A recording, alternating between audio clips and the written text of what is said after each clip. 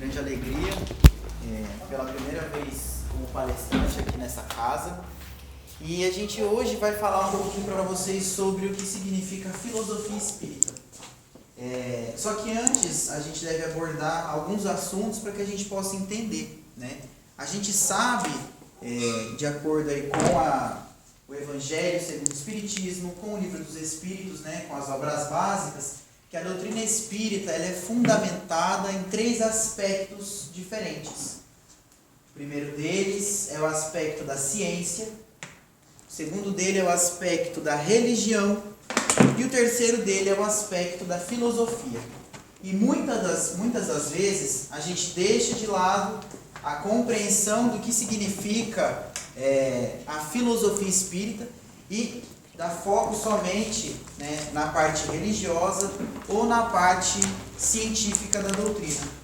Então a gente compreende que a filosofia espírita muitas vezes é deixada de lado no sentido de estudo aprofundado e sistematizado dela.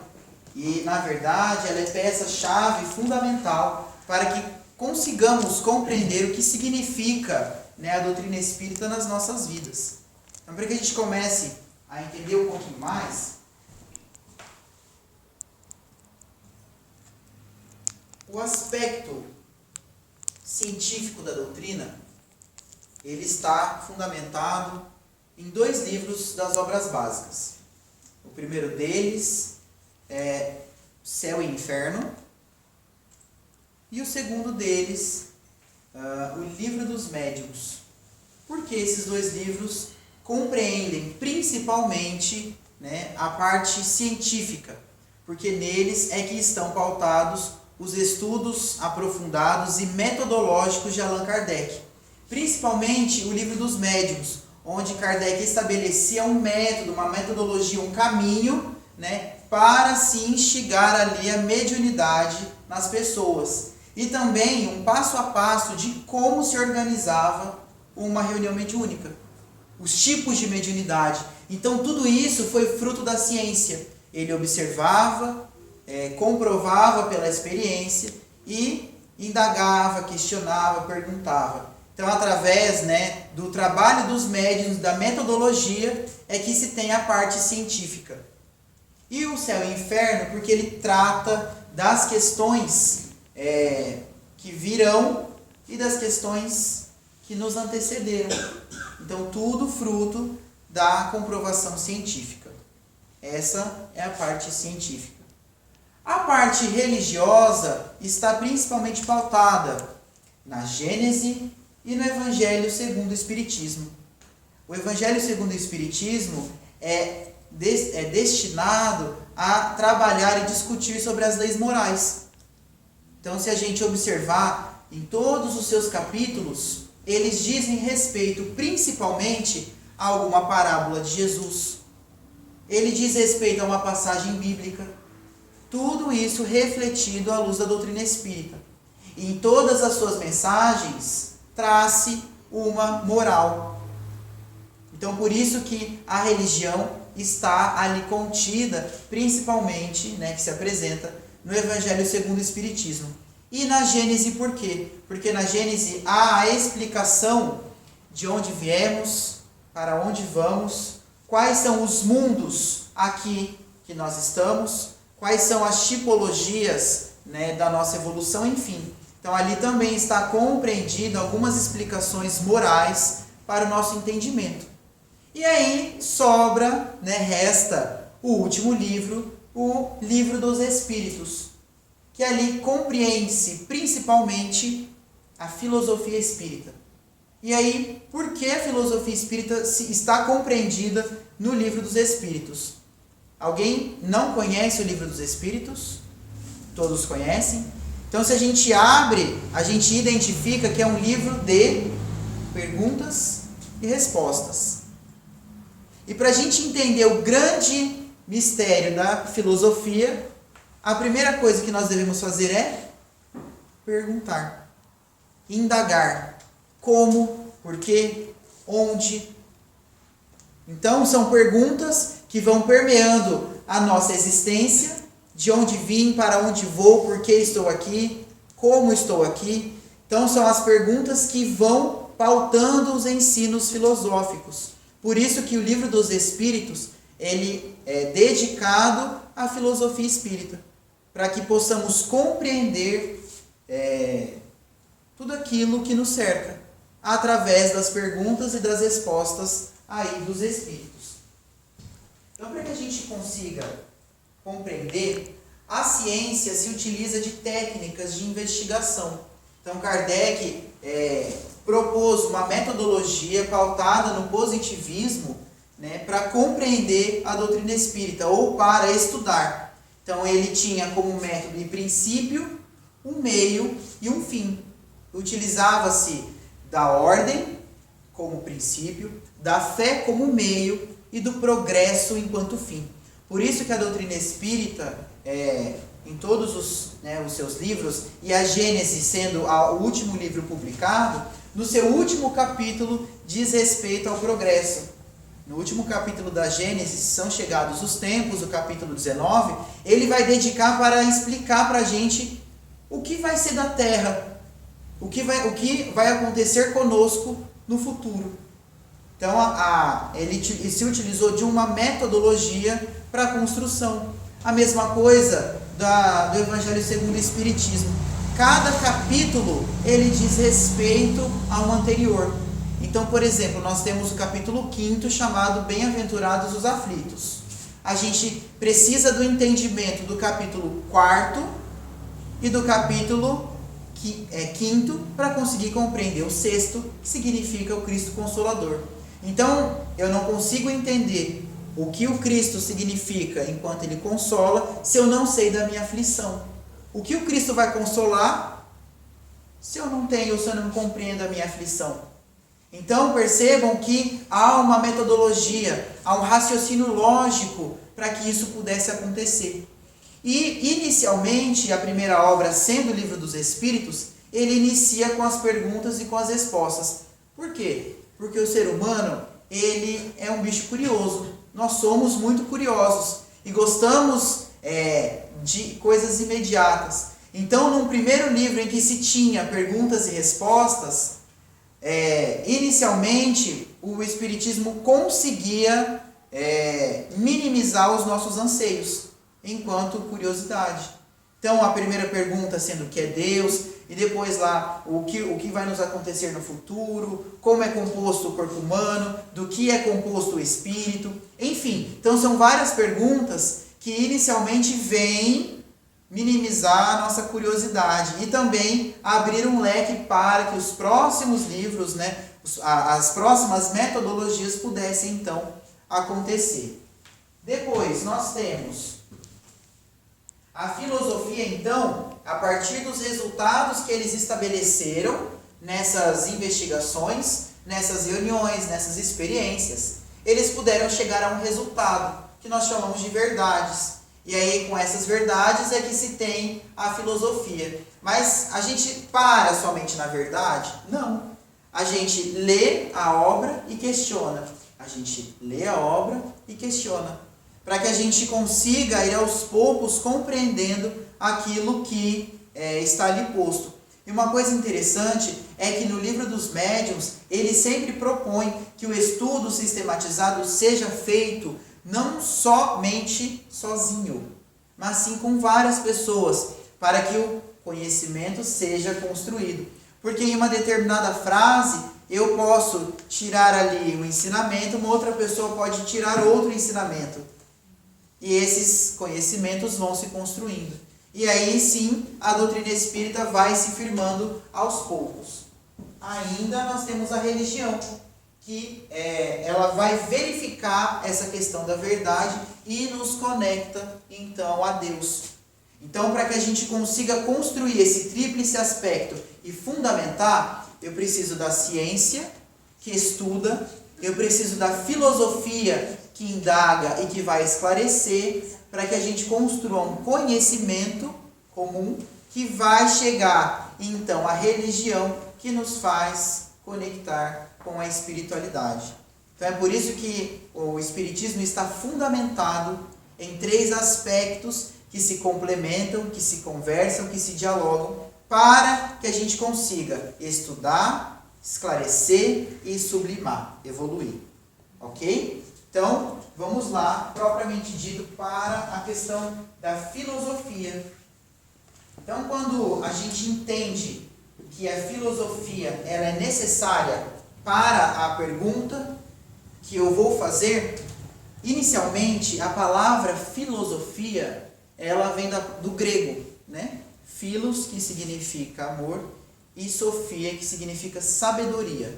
Então, filosofia significa amor à sabedoria. Os filósofos eram as pessoas que amavam o conhecimento. Então, a gente nunca pode separar filosofia de estudo, de conhecimento. Por isso que a filosofia, ela segue 3 vertentes. A primeira delas, que a gente chama de ontologia, significa um estudo a respeito do ser, da pessoa. Por isso que naquela obra de Shakespeare, em Hamlet, ele pergunta, ser ou não ser, eis a questão. É até um trocadilho que os filósofos utilizam para se estudar o ser. Como ele é formado, como ele pensa, qual é o seu raciocínio, né? E essa é uma área da filosofia que se chama ontologia. A segunda área, que se chama gnosiologia, se eu não me engano, gnosiologia, ela diz respeito ao estudo do conhecimento.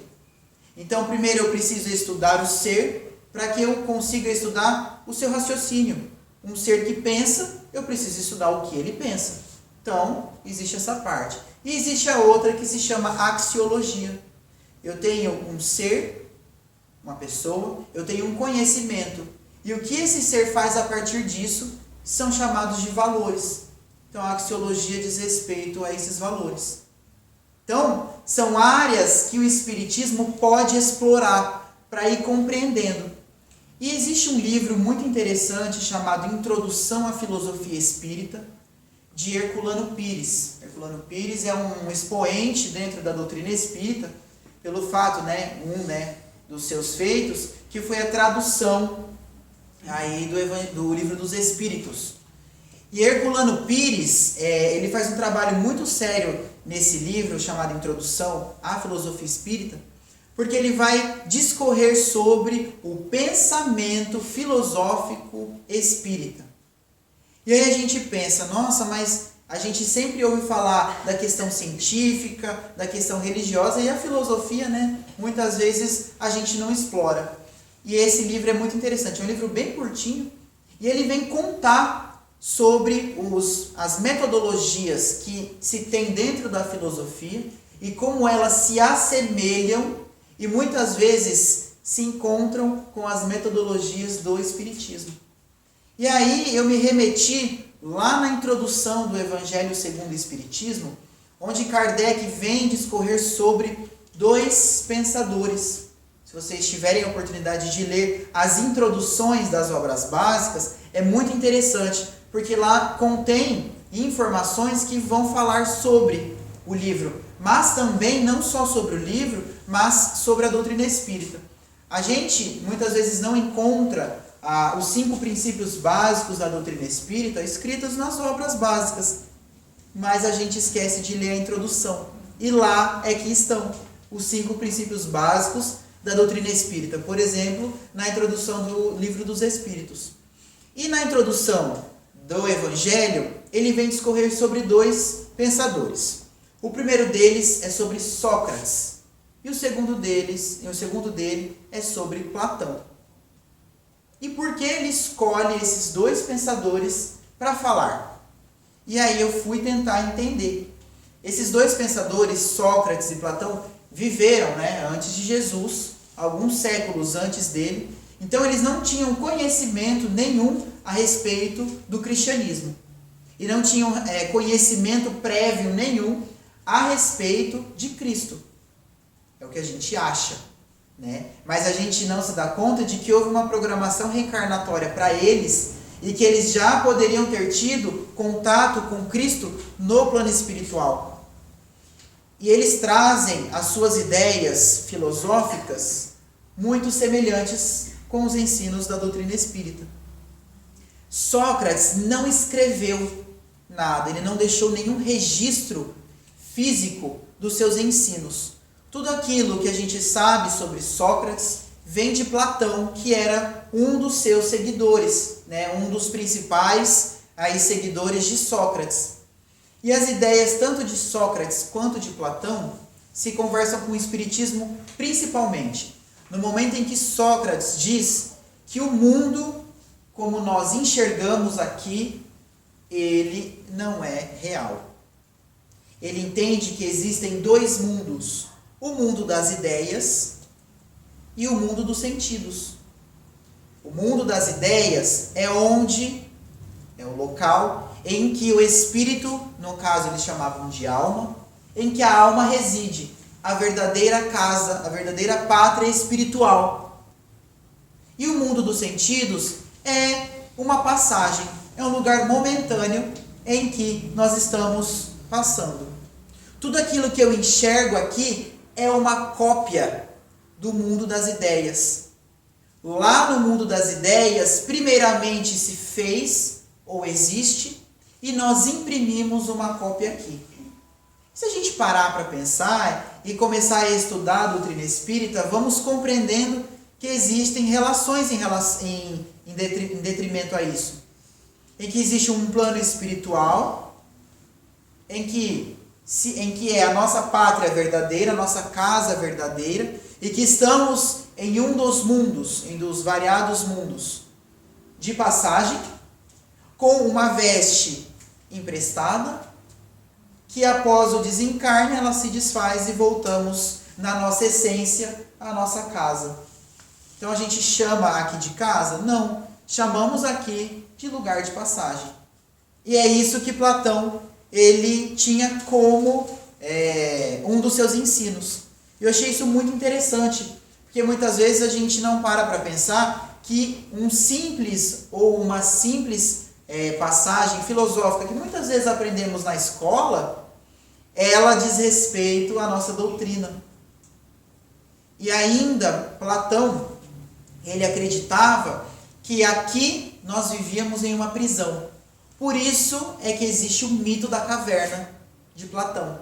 Todos conhecem o mito da caverna de Platão? Então vamos lá. Existia uma gruta, uma caverna, em que várias pessoas ali moravam. E existia uma pedra que tampava a passagem para o mundo exterior. E apenas uma fresta em cima.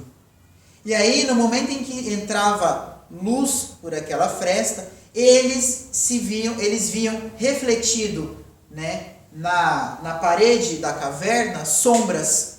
Então, para eles acreditavam que apenas haviam sombras naquele momento.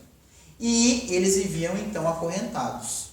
No momento em que uma das pessoas para pensar se aquilo que ela estava vendo era real, e vendo que havia possibilidade de sair dessa caverna, ela vai, empurra a pedra e sai. E no momento em que entra a claridade, em que todos veem, muitos não querem sair da caverna com medo do que enfrentariam lá fora, ou com medo dos seus próprios reflexos. Então o mito da caverna diz respeito a uma prisão que vivemos, ao mundo de sombras que vivemos aqui, e no momento em que algo nos é iluminado, nós temos medo daquilo, ou temos medo de sair da caverna. Então são analogias, né? São mitos gregos, né, que existiam e que a gente consegue fazer e trazer para a nossa doutrina espírita. Onde essa caverna em que nós vivemos, essas sombras que nós vivemos, né, somos nós aqui encarnados ainda, né, em espíritos em evolução. E no momento em que muitas vezes algo nos é mostrado ou nos é iluminado, ou no momento em que vamos estudar o livro dos Espíritos, enfim, em algo que nos é elucidado, temos medo de sair daquela caverna que nós estamos, daquela zona de conforto, e ir para um lugar de luz. Então percebam que a filosofia espírita, em todos os momentos da nossa vida, ela se faz presente. Principalmente nesse livro, Introdução à Filosofia Espírita, ele faz essa indagação. Nós vamos ao centro espírita pelo amor ou pela dor? Alguém já ouviu falar disso? Alguém já repetiu essa frase? Sim. E isso é verdade? É verdade? Como que a gente consegue comprovar que isso é verdade? A gente pode afirmar e dizer com a maior certeza de que uma pessoa vai pelo amor ou pela dor ao centro espírita? Uma pessoa que simplesmente estava passando na rua, viu o centro espírita com a porta aberta, ele entrou, ele foi pelo amor ou ele foi pela dor? Então eu posso afirmar que eu só vou para a doutrina espírita pelo amor ou pela dor? Não. Eu ainda não consigo afirmar. Por quê? Porque eu ainda não tenho o conhecimento necessário para afirmar isso. Então olha que interessante que ele faz essa pergunta. E muitas vezes a gente repete e fala, nossa, porque eu fui pela dor, porque eu fui pelo amor. Por exemplo, no meu caso, que meus pais eram espíritas, nasci dentro do centro espírita, né, praticamente. Fui pela dor, fui pelo amor? Simplesmente fui, não é? E aí estou até agora. Então a gente não consegue afirmar, a gente não tem todas as verdades ainda. É isso que a filosofia faz. A gente tem algo como posto e a gente coloca aquilo à prova. Existe um filósofo muito interessante chamado Karl Popper, ou Popper, né? Tem gente que depende da pronúncia, e ele fala que se a gente vê uma verdade, a gente refuta ela. A gente vê uma verdade, a gente refuta ela. Porque no momento que a gente não conseguir refutar mais, aí ela vai ser a verdade. Então olha que interessante. Então são esses questionamentos, essas reflexões. E aí a gente tem, dentro da filosofia, e a gente sempre faz essa conexão com a doutrina espírita, algumas atividades que nós chamamos de atividades filosóficas. Quais são elas? A primeira delas é o espanto. Então, quando eu vejo algo me espanta, isso me faz remeter a alguma memória, alguma lembrança, alguma palavra, alguma pessoa. Isso trabalha a mente. A segunda atividade filosófica, a crítica. Eu enxergo algo e logo já me vem um juízo de valor. Seja uma crítica boa, seja uma crítica ruim. Muitas vezes inconsciente. Muitas vezes a gente não quer pensar naquilo e a crítica logo vem. É uma atividade filosófica, porque nos faz refletir. A terceira delas é a reflexão. Eu tenho o espanto, tenho a crítica, tenho a reflexão. Ainda eu tenho a dúvida, porque eu posso passar por uma experiência e duvidar daquilo. Então são 4 atividades que nós chamamos de filosóficas, que nos fazem sair da zona de conforto, que nos fazem mudar muitas vezes a trajetória, para que possamos compreender a doutrina espírita.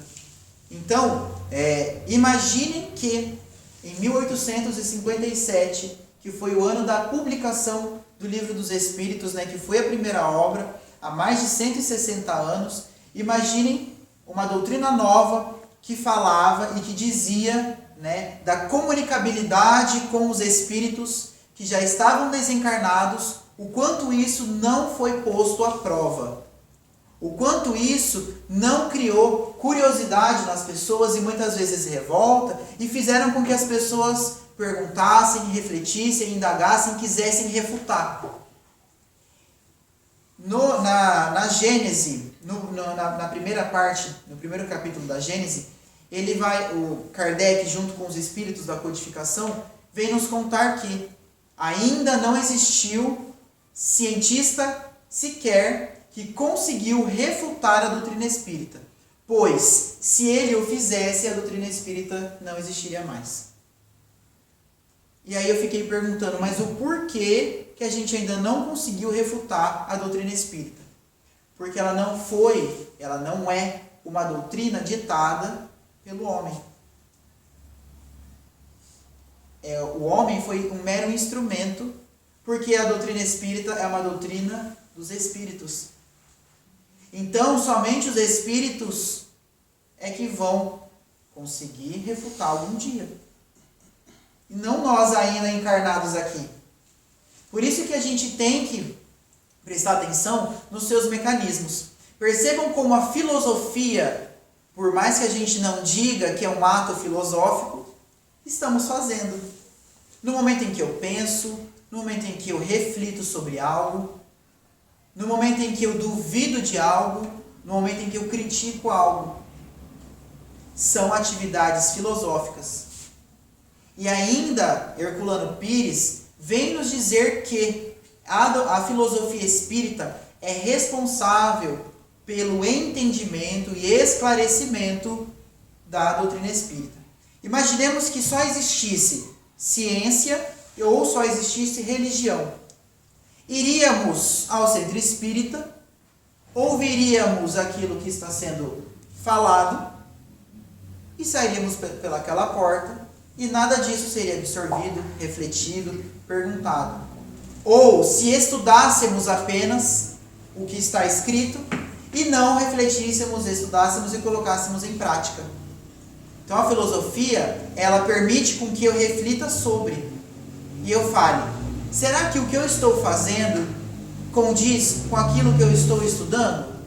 O que eu preciso melhorar ou o que eu preciso fazer para atingir tal objetivo? É isso que a filosofia nos permite. Ok?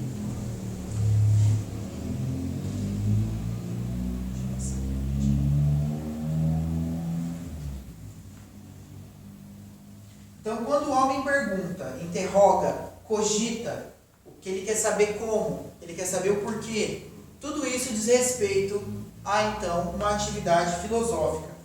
Ok? Ainda,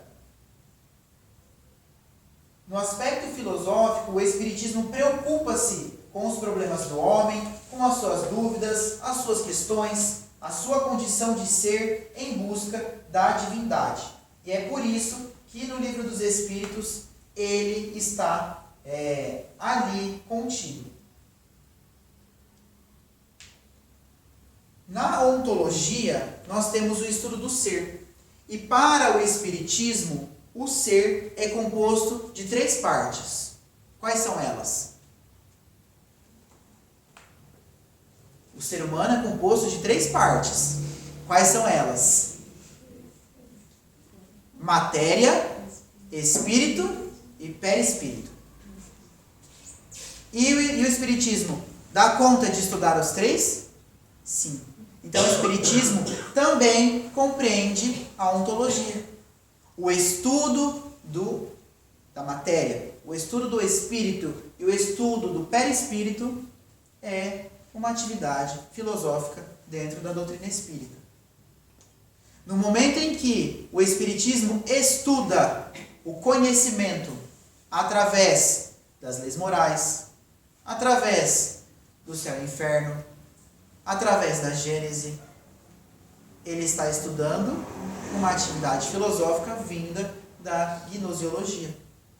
No momento em que eu estudo a ética, no momento em que eu estudo o livre-arbítrio, eu estou estudando a axiologia, que diz respeito à parte de valores da doutrina espírita. Percebam como esses 3 conjuntos de conhecimentos, de ser e de valores vão compreendendo grande parte dos estudos da doutrina espírita. Né? E muitas vezes a gente não acha ou não sabe, né, que são estudos filosóficos dentro da doutrina. Ainda, a doutrina espírita vai compreendendo aos poucos que este ser vai se iluminando através do conhecimento e aos poucos, através do conhecimento, vai tomando consciência da sua responsabilidade e de si mesmo. Como que ele vai tomando isso? Através da caridade. Por isso é que uma das premissas do Espiritismo diz respeito que fora da caridade não há salvação. Então eu preciso agir, eu preciso despertar em mim o amor ao próximo para que eu compreenda aquilo que eu sou. Tanto que ele fala, principalmente na parte do conhecimento, né, da doutrina espírita, ele coloca lá a pergunta 919 do Livro dos Espíritos, que diz respeito a Kardec, quando, já na última parte, lá no livro 4, já nas últimas perguntas, resolve perguntar para os espíritos qual é o meio prático mais eficaz de se resistir ao mal e atingir a evolução. Qual é o meio prático? Então Kardec não pergunta como, ele quer saber o que precisa ser feito para que ele atinja a evolução e para que ele se desvencilhe, né, e se desvincule do mal. E aí eles respondem: um sábio da antiguidade vos disse, conhece-te a ti mesmo. E na hora eu parei, né, e lembrei que peguei meu livro lá do ensino médio de filosofia e lá estava escrito que uma das mensagens de Sócrates era conhecer-se a si mesmo. Então entendam que lá atrás, séculos antes de Cristo, um filósofo disse: conhece-te a ti mesmo. Depois, quando Jesus vem, ele reforça isso, através da lei de amor. E 1857 anos depois, o Espiritismo vem e reforça isso. O conhecer-se. Por quê? Porque através do conhecimento de si, eu me transformo. Se cada um vai se conhecendo, todo mundo se transforma junto e todo mundo caminha para a evolução. É fácil, não é? Não. Não é fácil, não. Então entendam que a chave do progresso da humanidade é o conhecimento de si mesmo. E isso já estava posto antes disso. Por isso é que a filosofia faz parte da doutrina espírita, é um dos seus aspectos. E ainda, quando ele falou que um sábio da antiguidade disse, conhece-te a ti mesmo, Kardec não se bastou por aí. Ele falou, mas espera aí, eu perguntei qual é o meio prático, eu não perguntei como. O que eu preciso fazer então para eu conseguir, né, me conhecer? E aí ele diz, né, os espíritos, na pergunta 919, aí ele pergunta, qual é o meio prático? O que eu preciso fazer? E aí ele fala, faça como Santo Agostinho fazia, todas as noites, antes de dormir, ao colocar a cabeça lá no travesseiro, na hora do repouso, se lembre tudo aquilo que você fez durante o dia e vá se colocando no lugar da outra pessoa. Será que você faria as mesmas coisas que você fez? Tendo a perspectiva do outro? Será que naquele momento em que eu dei uma resposta de atravessado, como a outra pessoa se sentiu? Como seria para essa pessoa, né? Como seria para mim se ela fizesse o mesmo? É a tal da empatia. A gente vai se colocando no lugar do outro e vai vendo. Então, no momento em que eu passar por aquela situação novamente, eu já sei como eu devo não agir. E aí eu vou me transformando. É esse o meio prático que a doutrina espírita nos fala. Então eu conheço, vou me conhecendo através das experiências e vou me transformando. E isso é filosofia. Isso é a gente compreender que eu preciso refletir sobre as minhas ações, sobre as minhas escolhas. E eu vou colocando elas à prova. Será que é verdade isso que eu acredito? Será que aquilo que eu sei é suficiente? Será que aquilo que eu sei é verdade para mim? Será que as minhas aspirações, os meus desejos, os meus preconceitos, as minhas preconcepções são verdades? Será que aquilo que eu defendo como mais certo é verdade? O que será que a doutrina espírita vem nos dizer sobre isso? O que os espíritos, amigos, né, das obras complementares, vêm nos contar sobre isso? Então são essas questões que vão nos permeando por toda a vida. É isso que faz a distinção do homem para o animal. É o raciocínio lógico. Eu me entender como espírito, como ser humano, que está em progresso. Porque muitas vezes essas reflexões que a gente não faz, a gente vai deixando de lado e a gente vai aí arrastando encarnações e encarnações sem refletir sobre aquilo que a gente precisa transformar ou sobre aquilo que a gente precisa mudar. Por isso, não deixemos de ser sempre filósofos, porque todos nós somos. Se todos nós questionamos, pensamos, refletimos, criticamos, somos filósofos. Mas estamos sendo filósofos espíritas? É aí que fica o questionamento. Então, para a gente finalizar a palestra de hoje, eu gostaria que vocês pensassem sobre. Vamos exercer então a filosofia.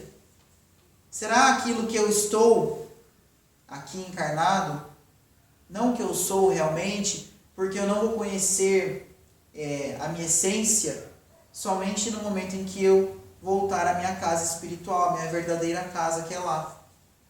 Como eu estou aqui?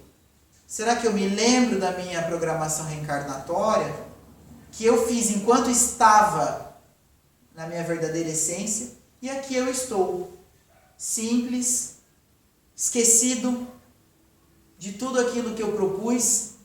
Como que eu coloco isso em prática? Como que eu posso ser uma pessoa melhor todos os dias que eu acordo? O que eu estou fazendo de bom para o meu próximo que dorme do meu lado, que vive na mesma casa que eu vivo? São essas indagações que a gente faz todos os momentos e que a gente não pode deixar de parar. Porque se a gente para de questionar, a gente para de refletir, para de conhecer, para de estudar. Ok? Então vamos assumir esse compromisso de sermos sempre filósofos, entre aspas, espíritas. Ok? Que Jesus esteja conosco em todos os momentos, nos guiando e nos fazendo sempre indagar, na jornada da vida. Muito obrigado.